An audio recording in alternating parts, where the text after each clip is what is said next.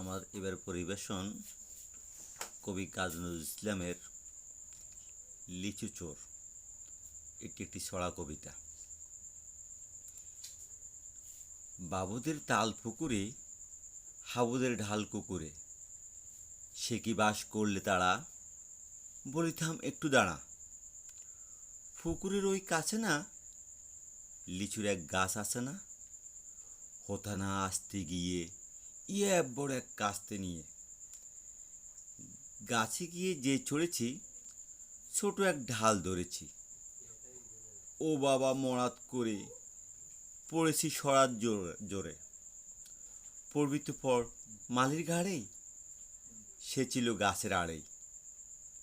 বেটা ভাই বড় নচ্ছার, ধুমাধুম গোটা দুচ্ছার, দিল খুব কিলো ঘুষি, একদম জোরসে ঠুসি।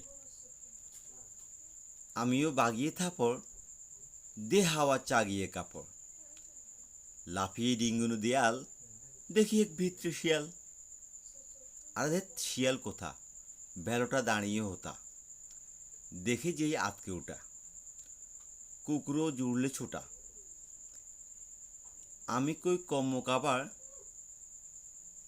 কুকুরেই করবে সাবার।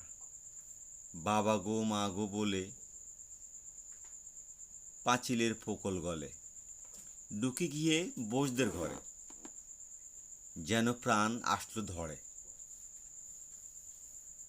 যাব ফের কানমুলি ভাই, চুরিতে আর যদি যাই, তবে মোর নামই মিছা, কুকুরের ওই চামড়া খিচা। সে কি ভাই যায় রে ভোলা, মালির ওই পিটুনিগুলা। কি বলিস ফের হপ্তা, তোবা তোবা নাক খপ্তা।